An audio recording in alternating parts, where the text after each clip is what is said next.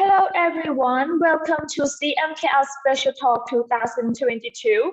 Right now you are with me, Pataraporn Saithongyot, or you can call me Far. I will be the moderator for our talk today. Let me tell you a little bit about our talk series. It's a talk that brings noted speakers to campus each year to provide the CMKL community with different perspectives and topics of thought. And right now, our talk journey has come to the series of 2022. And we are at episode 6 in the topic of incorporating prior knowledge in deep learning. And our speaker for today is going to talk about this topic. He is our PhD candidate in Electrical and Computer Engineering program of Carnegie Mellon University, CMKL, Thailand. Please welcome Mr. Gavisorn Kamtu. Hello, everyone. Thank you for the introduction. Okay, can I share my screen? Okay, should I start it? Yes, please. Okay, so hello, everyone. So thank you for attending this talk. So today I'll be talking about incorporating prior knowledge in deep learning, which is also I'm working for my thesis. So I'm a PhD candidate at CMU Thailand. I'm on my 3rd year. So right now, deep learning and AI has become a big topic, right? Everyone know about AI, and we see that it has a lot of powerful application. For example, AI has been using in tracking people, or it has been used to like classify the sentiment of the text. So we see that AI really become a big part of our daily life, and people will start to wonder whether will AI like become smarter than us, or will AI take over like our jobs?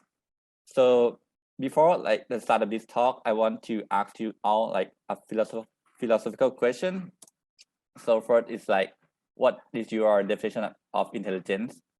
So there's people who define this as an ability to achieve goals in a wide range of environment.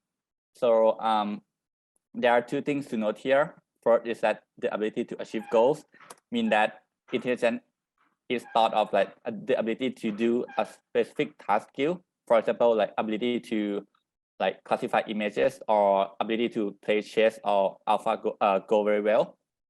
And the other is the ability to learn in new environment. So it can be thought of like how well can like a person or AI learn like new topics or new things, like how well can like people learn tennis or like new mathematical theorem. So so there's no definite definition of intelligence, but I leave it to you all to think as a food of thought. And also now then, once you have defined what is the definition of intelligence, you can determine by yourself, like, is AI actually smarter than human now?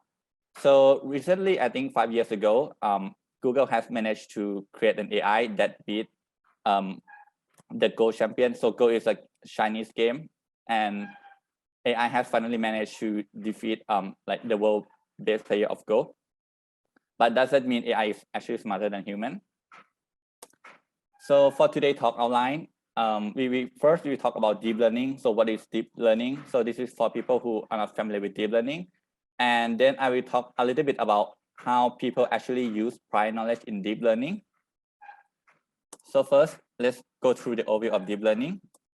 So, okay, the basic goal of machine learning is basically we want to learn the function f. For example, the f that map the images to the class of animal. For example, here we want to map like the image of cat to cat and dog to dog.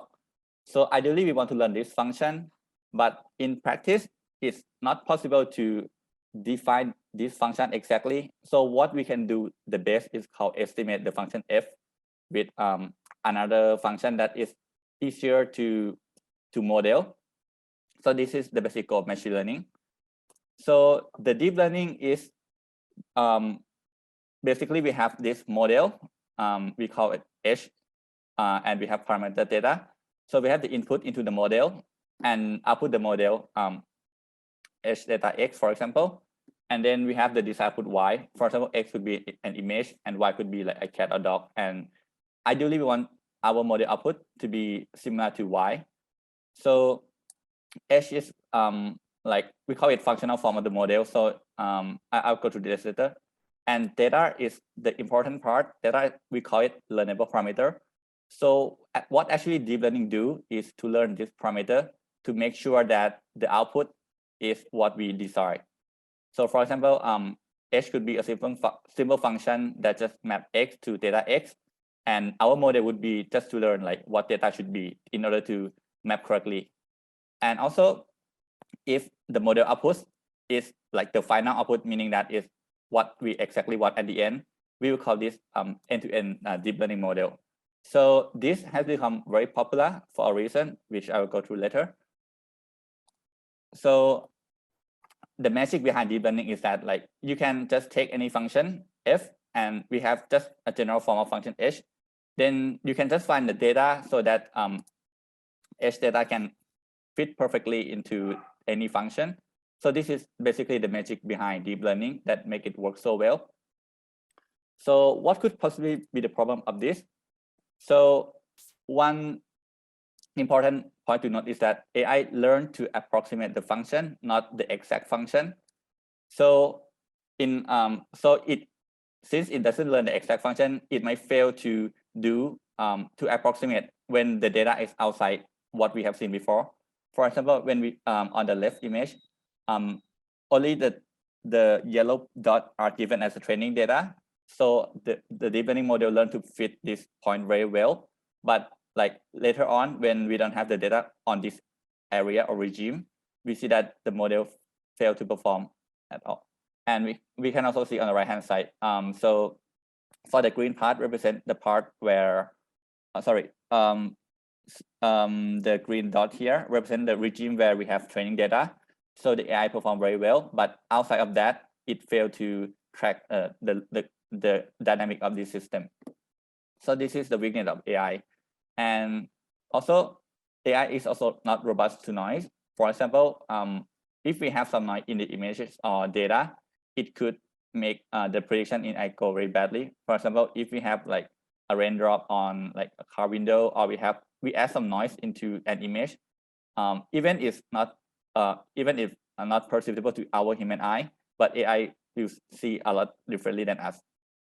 So this weakness is due to the data dependency of AI. So to summarize, AI is deep learning is very well at learning from large data. It can learn to find pattern, maybe better than human. But the problem is that it also very data dependent. It requires a lot of level training data in order to learn. So one might ask, like, why not just get more data? So technically, yes, if you get all of data in the world, you could make AI learn, but some data are limited. For example, data from outer spaces or like the past of volcanic activity. I mean, we couldn't get more of these data. They are like already existing one. And AI is also not interpretable, as you can see in this example. Like we add the noise, and AI see a lot differently than us. So now, on the other hand, I would just cheat and say that humans are smart.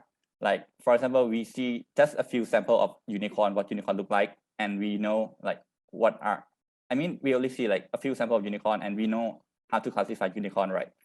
And like, we might not be able to like learn this specific task, but I think most humans can read on the right-hand side, because we have some kind of like intuition, and we transfer knowledge from one domain to one domain.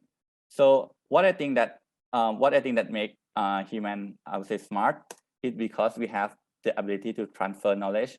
So what is actually transfer knowledge? Transferring knowledge means using a knowledge from one domain and apply it in another domain. So one example would be like when you learn one language and when you learn another language, you could apply like maybe the grammatical rules or basic thing from one language to another language. So it's not like you actually learn a new language from the start. So my question, you may ask like, can AI do the same? The answer is yes. So there's an ongoing research in this field that they want to transfer knowledge from one model to another model. And the problem is that the transfer knowledge that is passed into AI model is not as clear as human. So, and because we don't exactly know that what AI has actually learned, like it's not like because the model is interpretable, we cannot say exactly what the model actually learned and what is being transferred. So what I will be focusing on this talk is, can we actually transfer human knowledge or our prior knowledge to AI, and is there a benefit to it? So now we will go into more detail. How do we actually incorporate our prior knowledge into deep learning model, and whether there is a benefit to it? So first, let's talk about what are prior knowledge. So one obvious example would be physics or like mathematics. So these are very powerful laws that underlie many dynamic of physical system. Or other prior knowledge would be like human decision-making policies, for example, or maybe it could be like ethics, or maybe medical knowledge, for example. So we want to apply what we have learned in theory into the deep learning model. So so this is an ongoing research, and there are like many people trying to find a way. So there are mainly two methods that people have used. So first, we penalize the model when it violates with our knowledge. So I want deep down into how they do it, but so the idea is that not only we want to fit the data that we have seen, but we also want to make sure that it doesn't violate like physics law or our knowledge. On the other hand, is that instead of using end-to-end framework that I have discussed before, we want to incorporate some sort of human decision making or knowledge in the framework of prediction as well. So in a sense, so the deep learning is no longer an end-to-end framework, but we use some sort of human decision making as well in the process. So let's go through example one by one. For example, our first example is fairly easy. So here we have a spring mass system, and it does oscillate over time. So if we collect a data as the yellow point, the orange point here, and we ask AI to just map this data, you can see that it performs very well. But we see that like beyond this time, the AI failed to predict correctly the trajectory of this model. This is, as I said, because the AI only learned to approximate the function, but not learn the exact function. So it can only do well inside the training range, but outside the training range, it performs very bad. So what we can do is that we can add this constraint, which is also the physics law. So you can just ignore this, but just imagine this as like a physics law governing the movement of the spring mass system. So if we tell the AI that, okay, you can output any object, but make sure that this condition still hold, you can see that actually AI learned a lot better than previously without using this constraint. So we can see that with the same training data, by just adding the physics law, our AI learned a lot better than without using this physics law. So another example would be a bit more theoretical. So here we have the control. So basically we want like the control of the robot given on the observation. So normally what deep learning what the standard deep learning method would be like, just pass the observation into the deep learning framework, and whatever deep learning output, we will use that as an action. For example, we tell the robot to move left or right, for example. But instead of doing that, we add this projection layer. So this projection layer can be considered. So this projection layer, we have to use human knowledge from contour theory that people have been studying for a long time, and we define a set of like admissible action, meaning that the action that are safe. So instead of using directly the output of neural network, we feed the output of neural network into we project it onto like the safe space to get the output. So the difference here is that instead of using end-to-end model, we add the projection module, which come from human knowledge. And I mean, this paper showed that it performed a lot better in extreme cases where the deep learning will fail like miserably. So this is actually what I'm working right now. So I'm applying all this concept into the application of object tracking. So just imagine, right, if you see this image and we know that one frame is missing, I mean, as a human, we know what the middle image look like. This is because we perceive the image sequentially and we compute like how the object move between each frame. So I'm basically applying this idea in the idea of object tracking. So the benefit of this is that we instead of relying on just an image, we also rely on temporal information from previous frame. So this might help when there's an occlusion to the object or when the object is under illumination or extreme condition.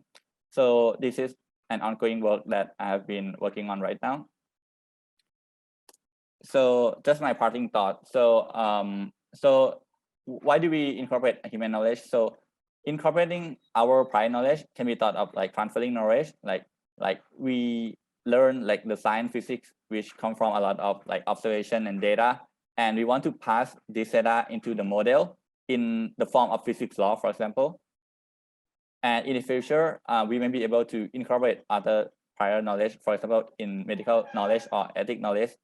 So this can make sure that like the AI doesn't make like irrational decision, or it will make like a moral decision, for example. So thank you very much for talk. I think this is all. Yep.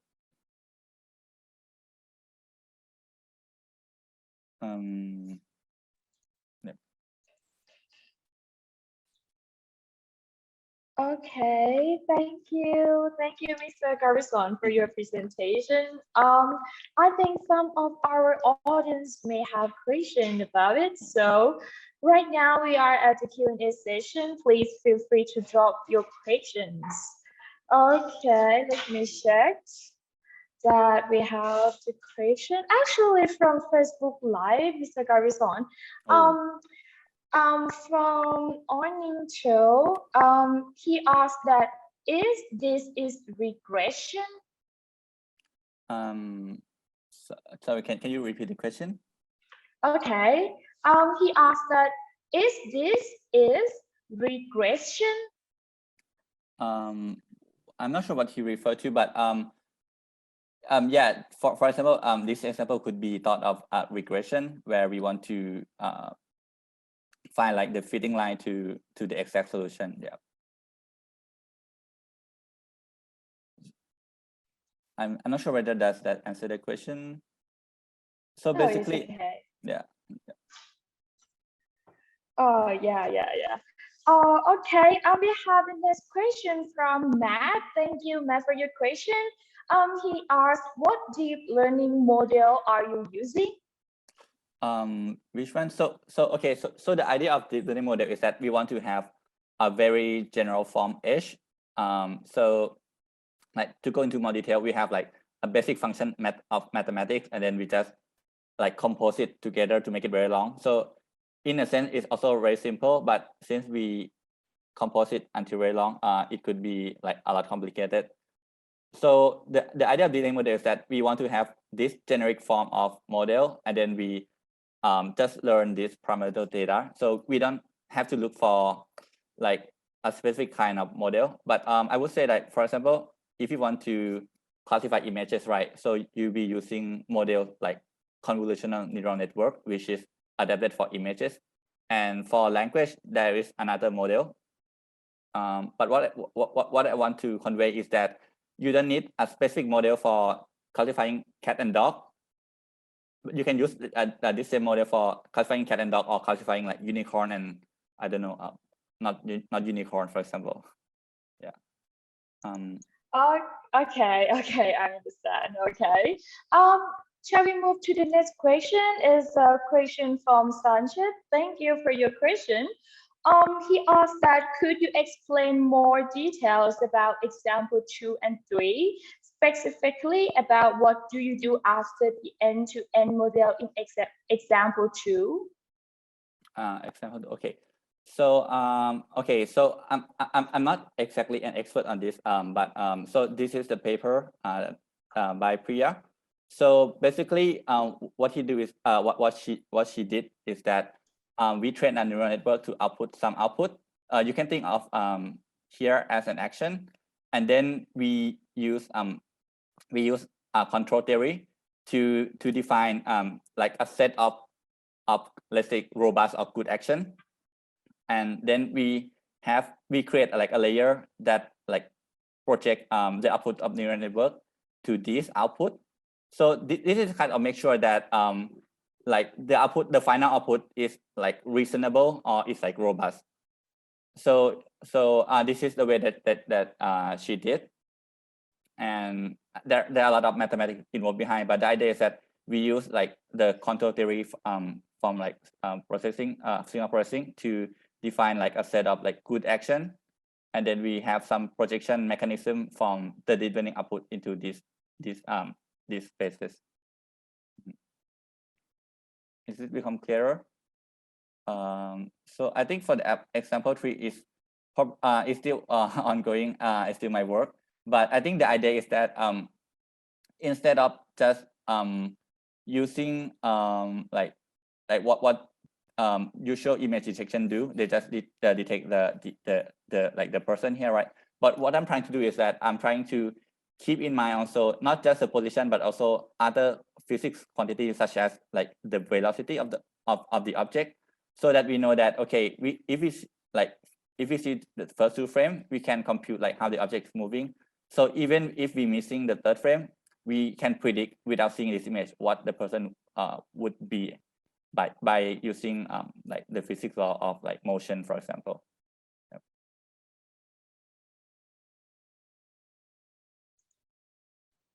Okay. Thank you for your answer. Okay, continue. Okay, Okay. I have question for Mr. Kader that I would like to know how important of deep learning from now to the future. Okay, I think it's a very good question. So I think a lot of people have different opinion. So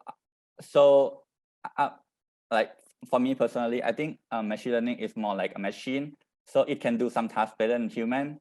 But if we talk about like reasoning, logic, and a lot of things behind it, it's still not as good as human. So let me give you an example. So there's a research going on about tax. So right now we know, right, tax is like they use like a ladder policy. So like the people have to pay more than like the poorer. So this is a standard mechanism.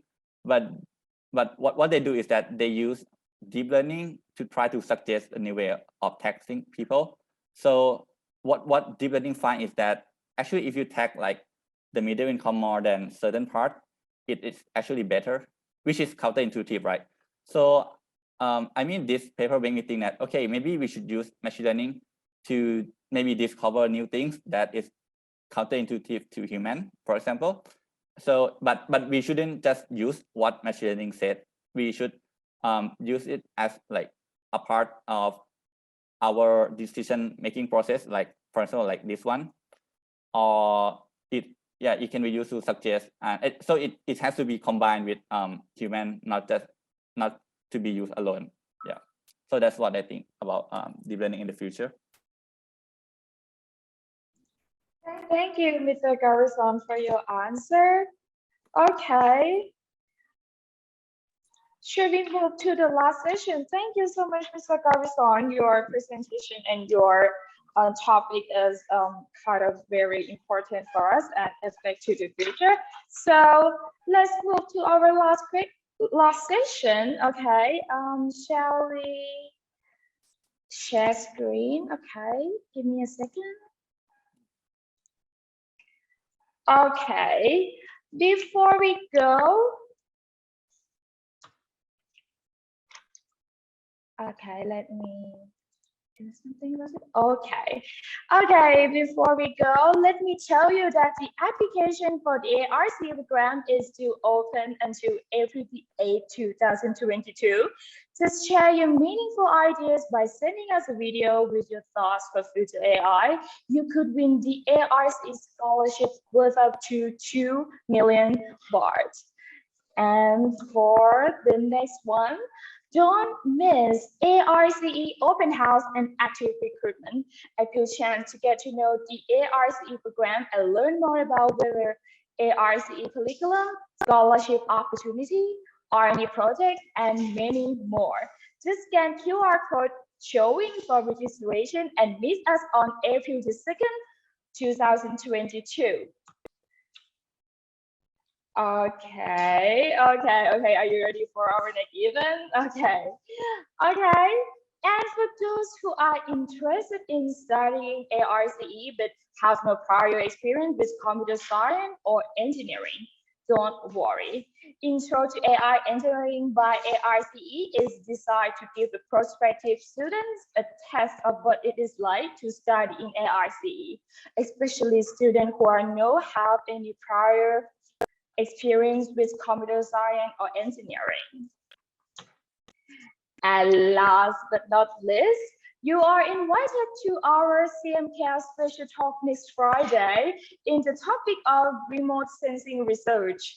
Let's meet Mr. Sean Michael Stevens, our PhD candidate in Electrical and Computer Engineering program, Carnegie Mellon University, CMKL, Thailand. Okay. Maybe my presentation is too fast. Let me back to ARCE Open House and Active Recruitment.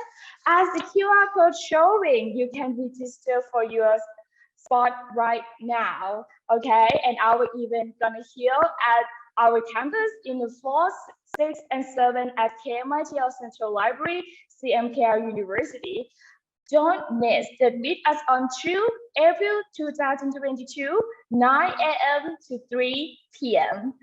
Okay, thank you guys for joining us today. And I hope you enjoyed this talk and don't miss for our next special talk. Thank you for your time. Bye-bye.